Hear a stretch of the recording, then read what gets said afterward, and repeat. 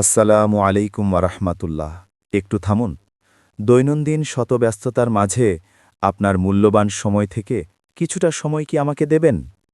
আমি আপনাদের শোনাতে চাই এমন এক ব্যক্তির কাহিনী যার জীবন বদলে গিয়েছিল শুধু এক রাতের সিদ্ধান্তে। এ শুধু এক গল্প নয়, বরং বিশ্বাস, ধৈর্য আর মহান রবের প্রতি আস্থার এক জীবন্ত প্রতিছবি। এই কাহিনী আপনাকে এমন এক জগতে নিয়ে যাবে যেখানে ঈমানের শক্তি জাগতিক সমস্ত হিসেব নিকেশকে হার মানায়। চলুন শুরু করা যাক। সেই সময়ের কাহিনীতে যখন মানুষের অন্তর ছিল সরল এবং প্রতিদান ছিল অবিলম্বে। বহুকাল আগের কথা। এক জনবিরল প্রান্তরে সন্ধ্যা নেমে আসছিল। দিনের শেষ আলোটুকু সোনালি আভা ছড়িয়ে মিলিয়ে যাচ্ছিল দিগন্তের ওপারে। ধূলিময় পথ ধরে হেঁটে চলেছেন এক ক্লান্ত মুসাফির। নাম তার আব্দুল্লাহ। তার পরনের কাপড় ধুলোমলিন, চেহারায় দীর্ঘ সফরের ক্লান্তি। কিন্তু চোখ দুটোতে এক রহস্যময় প্রশান্তি। তিনি দূরবর্তী এক জনপদে যাচ্ছিলেন, নিজের ভাগ্য অন্বেষণে। সঙ্গে ছিল সামান্য কিছু খাবার আর একটি পানির পাত্র যা প্রায় শূন্য। পথ চলতে চলতে তিনি এমন এক জায়গায় পৌঁছলেন যেখানে পথের ধারে একটিমাত্র কুঁড়েঘর চোখে পড়ল। আশেপাশে আর কোনো ঘরবাড়ি নেই। রাত ঘনিয়ে আসছে, আর এই নির্জন প্রান্তরে রাত কাটানো মোটেই নিরাপদ নয়। তাই তিনি সিদ্ধান্ত নিলেন ওই কুঁড়েঘরের মালিকের কাছে আজকের রাতের জন্য আশ্রয় প্রার্থনা করবেন। কুঁড়েঘরের দরজায় গিয়ে তিনি সংকোচ নিয়ে কড়া নাড়লেন। ভিতর থেকে এক বৃদ্ধের কণ্ঠ ভেসে এলো। কে? আব্দুল্লাহ বিনয়ের সাথে উত্তর দিলেন, আমি একজন মুসাফির, আল্লাহর এক বান্দা। বহুদূর থেকে এসেছি। রাত নেমে এসেছে। আমি আজকের রাতের জন্য একটু আশ্রয় প্রার্থী। কিছুক্ষণ নীরবতার পর দরজা খুলল। বেরিয়ে এলেন এক বয়োবৃদ্ধ ব্যক্তি যার নাম হাশেম। তার মুখে দারিদ্র্যের ছাপ থাকলেও চোখে ছিল মমতা ও মায়া। তিনি আব্দুল্লাহকে বললেন, ভেতরে আসুন। আল্লাহর মেহমানের জন্য আমার ঘরের দরজা সব সময় খোলা। আব্দুল্লাহ ঘরে প্রবেশ করে দেখলেন ঘরের অবস্থা বড়ই করুণ। আসবাবপত্র বলতে তেমন কিছুই নেই। ঘরের কোণে একটি পুরনো বিছানা পাতা। হাশেমের স্ত্রী ফাতিমা একপাশে বসে রান্না করছিলেন। তাদের দেখে বোঝা যাচ্ছিল চরম দারিদ্র্যের মধ্যে দিয়ে তাদের দিন কাটছে। হাশেম আব্দুল্লাহকে বসতে দিয়ে বললেন, মুসাফির, আপনি বিশ্রাম করুন। অনেক পথ পাড়ি দিয়ে এসেছেন। আপনি নিশ্চয়ই ক্ষুধার্ত। এই বলে তিনি তার স্ত্রীর দিকে তাকালেন। ফাতিমা স্বামীর চোখের ইশারা বুঝতে পেরে রান্নাঘরের দিকে গেলেন। আব্দুল্লাহ বুঝতে পারছিলেন এই পরিবারটির কাছে হয়তো রাতের খাবারের মতো পর্যাপ্ত আয়োজন নেই। তিনি লজ্জিত বোধ করে বললেন, বাবা, আমার জন্য চিন্তিত হবেন না। আমার সাথে কিছু শুকনো খাবার আছে, তাতেই আমার চলে যাবে।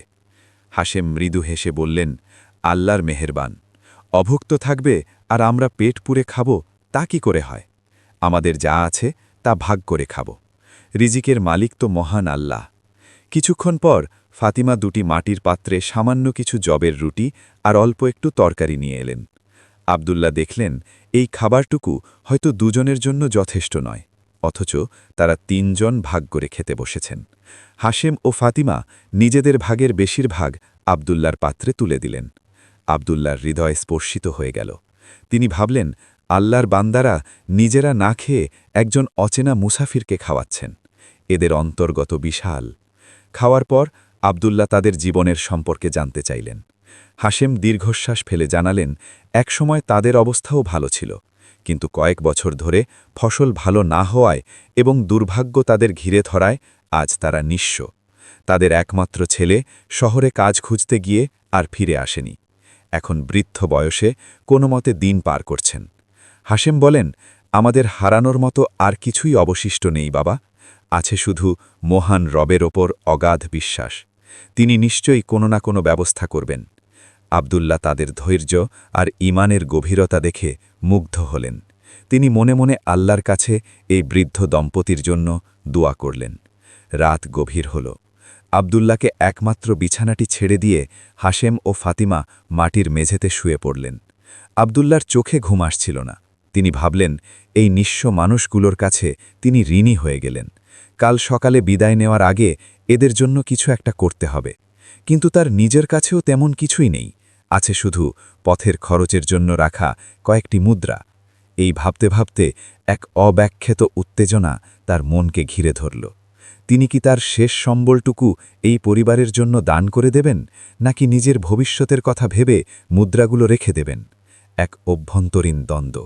আব্দুল্লাহকে অস্থির করে তুলল তার এই সিদ্ধান্তই যে ভবিষ্যতে এক অবিশ্বাস্য অধ্যায়ের সূচনা করতে চলেছে, তা তিনি কল্পনাও করতে পারেননি। রাতের নিস্তব্ধতা যেন হাশেমের কুঁড়েঘরের দারিদ্র্যকে আরও প্রকট করে তুলছিল। বাইরে ঝিঝি পোকার একটানা ডাক, আর থেকে থেকে ভেসে আসা নিশাচর প্রাণীর শব্দ ছাড়া আর কোনো আওয়াজ নেই। আব্দুল্লাহ সেই একমাত্র বিছানায় শুয়ে এপাশ ওপাশ করছিলেন, কিন্তু ঘুম তার চোখ থেকে যোজন যোজন দূরে। তার মনের ভেতর তখন চলছিল এক তুমুল ঝড়। হাশেম ও ফাতিমার অকৃত্রিম আতিথেয়তা, নিজের কষ্টকে আড়াল করে একজন অজানা মুসাফিরের জন্য তাদের ত্যাগ, এই সব কিছু তার হৃদয়ে গভীরভাবে দাগ কেটেছে। তিনি তার কোমরে বেঁধে রাখা কাপড়ের পুটলিটা উপর হাত রাখলেন। ভেতরে সযত্নে রাখা আছে মাত্র কয়েকটি রৌপ্য মুদ্রা। এই মুদ্রাগুলি তার শেষ সম্বল। দীর্ঘ পথ পাড়ি দিয়ে নতুন কোনো জনপদে গিয়ে নতুন জীবন শুরু করার একমাত্র ভরসা। এগুলো খরচ হয়ে গেলে পথিমধ্যে তার কি হবে তা তিনি জানেন না। ক্ষুধা ও তৃষ্ণায় হয়তো পথেই তার জীবন শেষ হয়ে যেতে পারে। কিন্তু পরক্ষণেই তার বিবেকের অন্য প্রান্ত থেকে একটি নির্মল কণ্ঠস্বর ভেসে আসছিল। আব্দুল্লাহ, তুমি কার উপর ভরসা করো? এই কয়েকটি মুদ্রার উপর, নাকি সেই মহান সত্তার উপর যিনি পাথরখণ্ডের ভেতরে থাকা ক্ষুদ্র কীটকেও অরিজিত পৌঁছে দেন? তুমি তো আল্লাহর সন্তুষ্টির জন্যই বেরিয়েছ। আজ তিনি তোমাকে পরীক্ষা করার জন্য এই দরিদ্র ইমানদার দম্পতির সামনে এনেছেন। তুমি কি এই পরীক্ষায় উত্তীর্ণ হবে না? যারা আল্লাহর পথে নিজেদের সম্পদ ব্যয় করে, তাদের উপমা একটি শস্য বীজের মতো, যা 7টি শীষ উৎপাদন করে এবং প্রত্যেক শীষে থাকে শত শস্যদানা। আর আল্লাহ যাকে ইচ্ছা বহুগুণে বৃদ্ধি করে দেন। আল্লাহ প্রাচুর্যময়, সর্বজ্ঞ। এই কথা মনে আসতেই তার শরীর কেঁপে উঠল। তিনি ভাবলেন, আমার এই সামান্য কয়েকটি মুদ্রা হয়তো এই দম্পতির কয়েকদিনের খাবার ব্যবস্থা করবে, কিন্তু এর বিনিময়ে আমি যা পাব তা তো অফুরন্ত। আমি তো ব্যবসা করছি স্বয়ং বিশ্বজগতের মালিকের সাথে। এর চেয়ে লাভজনক ব্যবসা আর কী হতে পারে? এই চিন্তায় তার মন থেকে সমস্ত দ্বিধা, সমস্ত ভয় দূর হয়ে গেল।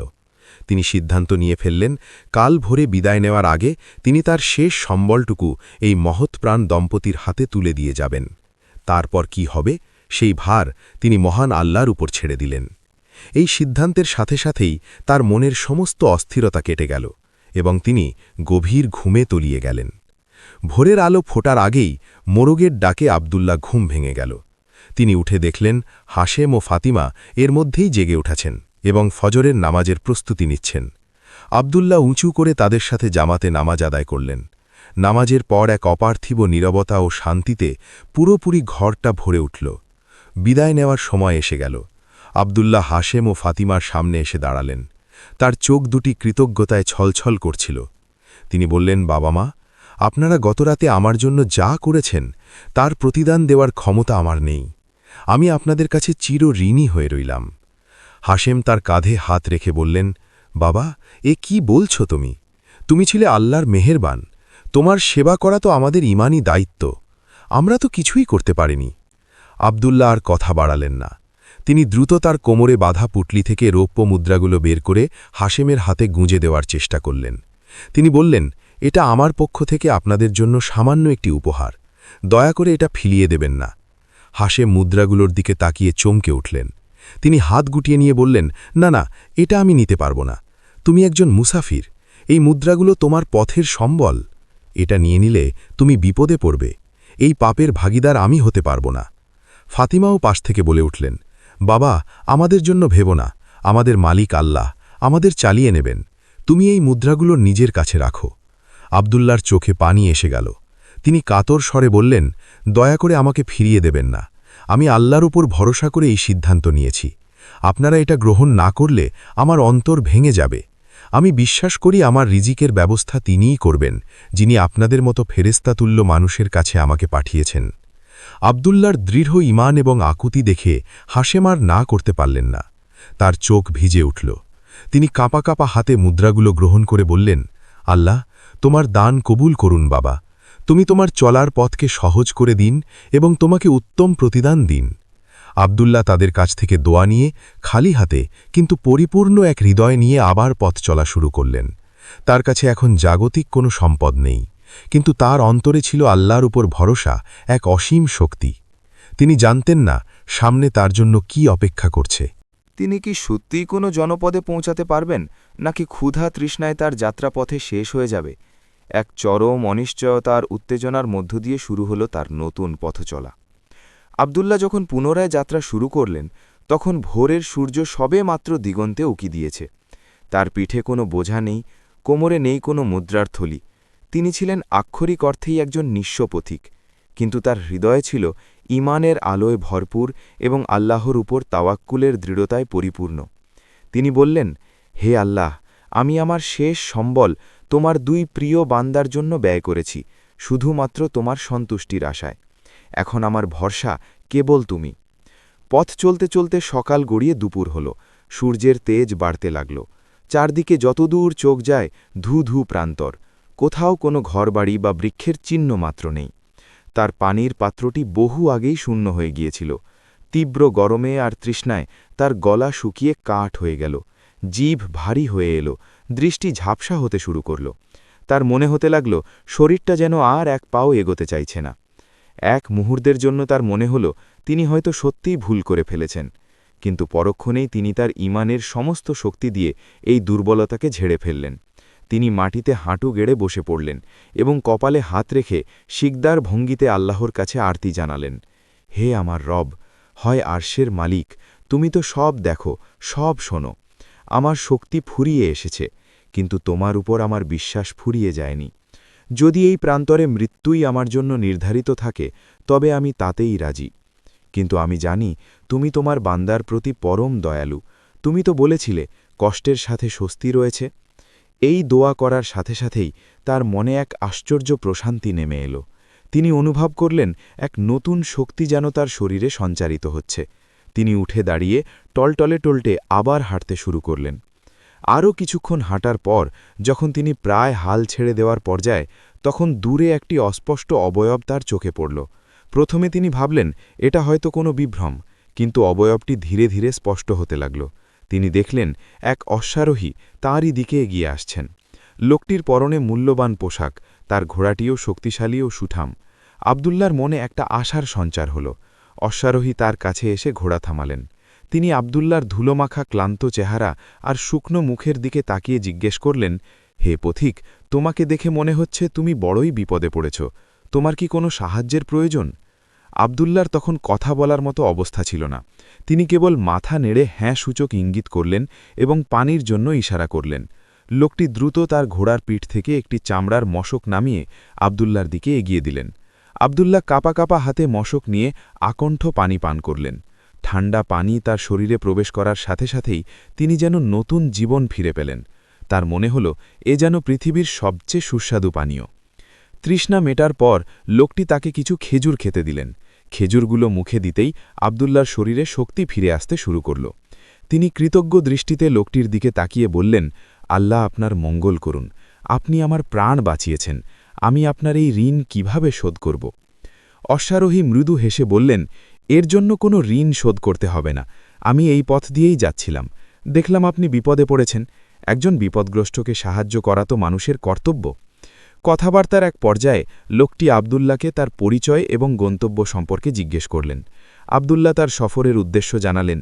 লোকটি সব শুনে কিছুক্ষণ চুপ করে রইলেন। তারপর এমন একটি প্রস্তাব দিলেন যা শুনে আব্দুল্লাহ বিস্ময়ে হতবাক হয়ে গেলেন। লোকটি বললেন, আমার নাম সাদিক, আমি একজন বণিক। আমি আমার ব্যবসার হিসেবপত্র দেখাশোনা করার জন্য এবং আমার বাণিজ্য যাত্রায় সঙ্গী হওয়ার জন্য একজন সৎ ও বিশ্বস্ত মানুষ খুঁজছিলাম। তোমার সাথে কথা বলে এবং তোমার চেহারার সরলতা দেখে আমার মন বলছে তুমি সেই ব্যক্তি। তুমি যদি রাজি থাকো তবে আমার সাথে আমার বাড়িতে চলো। আমি তোমাকে আমার ব্যবসার একজন অংশীদার হিসাবে নিযুক্ত করতে চাই। আব্দুল্লাহ নিজের কানকে বিশ্বাস করতে পারছিলেন না। কিছুক্ষণ আগেও যিনি মৃত্যুর প্রহর গুনছিলেন, এখন তার সামনে খুলে যাচ্ছে এক অবিশ্বাস্য সম্ভাবনার দুয়ার। তিনি কি স্বপ্ন দেখছেন? একজন অচেনা বণিক কোনো পরিচয় ছাড়াই তাকে তার ব্যবসার অংশীদার বানাতে চাইছেন। তিনি বিহবল কণ্ঠে বললেন, কিন্তু আপনি তো আমাকে চেনেন না, জানেন না, কিভাবে আপনি আমাকে এত বড় দায়িত্ব দিতে চাইছেন? সাদিক এক রহস্যময় হাসি দিয়ে উত্তর দিলেন, কখনো কখনো মানুষের চোখই তার অন্তরায় না হয়ে যায়। আমি তোমার চোখের সততা ও ঈমানের আলো দেখতে পেয়েছি। আমার বিশ্বাস তুমি আমার বিশ্বাসের মর্যাদা রাখবে। আব্দুল্লাহ বুঝতে পারলেন যে আর কিছুই নয়, বরং তার নিঃস্বার্থ দানের বিনিময়ে মহান আল্লাহর পক্ষ থেকে পাকানো প্রথম উপহার। তিনি অশ্রুসিক্ত চোখে আকাশের দিকে তাকিয়ে আল্লাহর শুকরিয়া আদায় করলেন এবং সাদিকের প্রস্তাবে রাজি হয়ে গেলেন। এক নতুন জীবনের স্বপ্ন নিয়ে তিনি সেই দয়ালু বণিকের ঘটনার পিছনে চড়ে বসলেন। তার পুরো জীবনের সমাপ্তি ঘটেছিল এক দরিদ্র কুঁড়ে ঘরে, আর নতুন জীবনের সূচনা হল এক বণিকের সঙ্গী হয়ে, যার শেষ কোথায় তা কেবল আল্লাহই জানেন।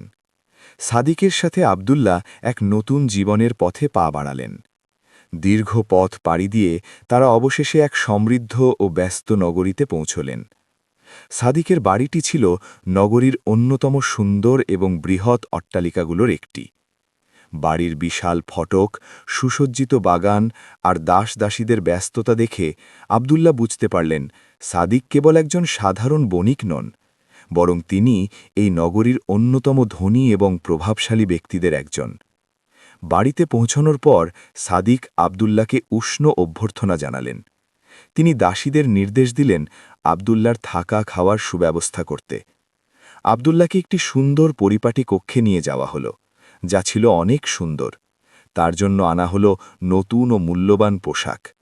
জীবনের এমন আকস্মিক পরিবর্তনে আব্দুল্লাহ অভিভূত হয়ে গেলেন, কিন্তু তার মন ছিল স্থির। তিনি এক মুহূর্তের জন্য ভুললেন না যে এই সমস্ত সম্মান ও প্রাচুর্য মহান আল্লাহর পক্ষ থেকে একটি পরীক্ষা মাত্র। পরের দিন থেকে সাদিক আব্দুল্লাহকে তার ব্যবসার খুঁটিনাটি শেখাতে শুরু করলেন। তিনি তাকে তার গুদাম, হিসাবের খাতা এবং বিদেশের সাথে চলমান বাণিজ্যের সমস্ত বিবরণ দেখালেন। আব্দুল্লাহ ছিলেন অত্যন্ত মনোযোগী ও পরিশ্রমী। তার শেখার আগ্রহ এবং সততা দেখে সাদিক দিন দিন মুগ্ধ হতে লাগলেন। অল্প সময়ের মধ্যেই আব্দুল্লাহ ব্যবসার সমস্ত মারপ্যাচ বুঝে নিলেন এবং অত্যন্ত দক্ষতার সাথে দায়িত্ব পালন করতে শুরু করলেন। সাদিকের কোনো পুত্র সন্তান ছিল না, ছিল শুধু এক কন্যা, নাম তার জয়নাব। জয়নাব ছিলেন রূপে গুণে অনন্যা। তিনি পর্দার আড়ালে থাকলেও বাবার কাছে আব্দুল্লাহর সততা, কর্মনিষ্ঠা ও ঈমানদারির প্রশংসা শুনতেন। আব্দুল্লাহর বিনম্র আচরণ এবং আল্লাহর প্রতি তার গভীর বিশ্বাস ধীরে ধীরে সাদিকের পুরো পরিবারকে প্রভাবিত করল। কয়েক মাস কেটে গেল। আব্দুল্লাহ এখন আর কেবল একজন কর্মচারী নন, তিনি হয়ে উঠেছেন সাদিকের ডান হাত এবং সবচেয়ে বিশ্বাসভাজন ব্যক্তি। সাদিক তার উপর এতটাই আস্থা রাখতেন যে তিনি প্রায়শই ব্যবসার সমস্ত দায়িত্ব আব্দুল্লাহর উপর ছেড়ে দিয়ে নিজে ইবাদত ও বিশ্রামের সময় কাটাতেন। একদিন সাদিক আব্দুল্লাহকে একান্তে ডেকে পাঠালেন।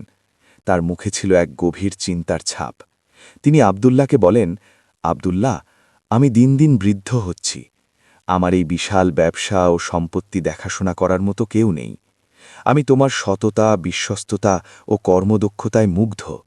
আমি এমন একজনকে খুঁজছিলাম যার হাতে আমার সারা জীবনের অর্জন এবং আমার একমাত্র কন্যার ভবিষ্যৎ নিশ্চিন্তে তুলে দিতে পারি। এইটুকু বলে সাদিক কিছুক্ষণ থামলেন। আব্দুল্লাহর বুঝতে পারছিলেন না সাদিক তাকে কি বলতে চলেছেন।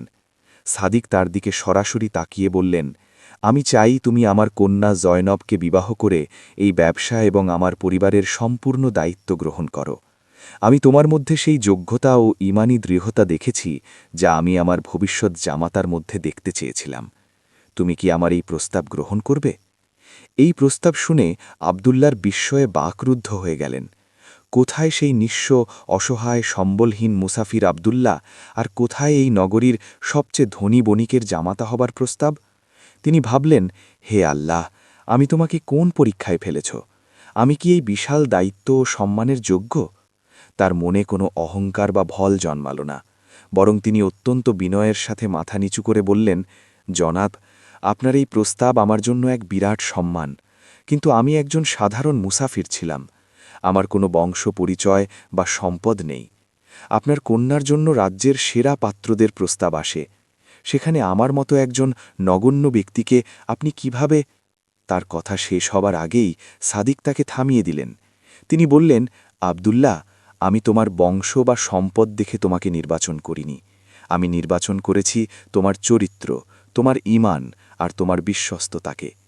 একজন মানুষের জন্য এর চেয়ে বড় সম্পদ কিছুই হতে পারে না। আমার বিশ্বাস তুমি আমার জয়নবকে সুখে রাখবে এবং আমার ব্যবসাকে সততার সাথে আরও বহু দূর এগিয়ে নিয়ে যাবে। সাদিকের কথায় আব্দুল্লার চোখ অশ্রুসিক্ত হয়ে উঠল। তিনি বুঝতে পারলেন এ হল আল্লাহর পক্ষ থেকে আসা আরও একটি বড় পুরস্কার। যে ব্যক্তি আল্লাহর জন্য নিজের শেষ সম্বলটুকু বিলিয়ে দিয়েছিল, আল্লাহ তাকে এমনভাবে পুরস্কৃত করেছেন যা ছিল তার কল্পনারও বাইরে। তিনি আল্লাহর শুকরিয়া আদায় করে সাদিকের প্রস্তাবে সম্মতি জানালেন। খুব শিগগিরই এক জাঁকজমকপূর্ণ অনুষ্ঠানের মাধ্যমে জয়নবের সাথে আব্দুল্লার বিবাহ সম্পন্ন হল।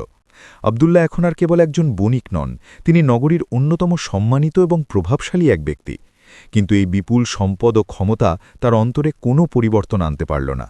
তিনি আগের মতোই বিনয়ী, দয়ালু এবং আল্লাহ ভীরু রয়ে গেলেন।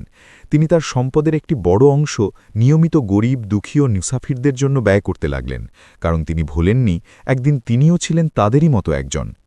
কিন্তু আব্দুল্লার মন থেকে সেই বৃদ্ধ দম্পতি হাশেম ও ফাতিমার স্মৃতি এক মুহূর্তের জন্য মুছে যায়নি। তিনি প্রায়ই ভাবতেন তারা কেমন আছেন।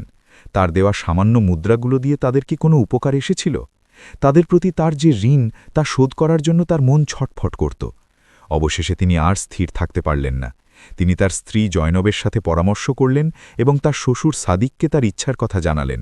তিনি বললেন যে তিনি সেই প্রান্তরে ফিরে যেতে চান এবং সেই দম্পতিকে খুঁজে বের করে তাদের বাকি জীবনটা স্বাচ্ছন্দ্যে কাটানোর ব্যবস্থা করতে চান। সাদিক তার এই মহতে ইচ্ছার কথা শুনে অত্যন্ত খুশি হলেন এবং তাকে সব ধরনের সাহায্যের আশ্বাস দিলেন। পরের দিনই আব্দুল্লাহ একটি বড় কাফেলা প্রস্তুত করলেন। উটের পিঠে চাপানো হল প্রচুর খাদ্যদ্রব্য, মূল্যবান পোশাক, স্বর্ণ, রৌপ্য মুদ্রা, এমন সব উপহার যা একটি মানুষের ভাগ্য বদলে দিতে পারে। তিনি কয়েকজন বিশ্বস্ত সঙ্গী নিয়ে সেই বহু বছর আগের স্মৃতির পথ ধরে যাত্রা শুরু করলেন।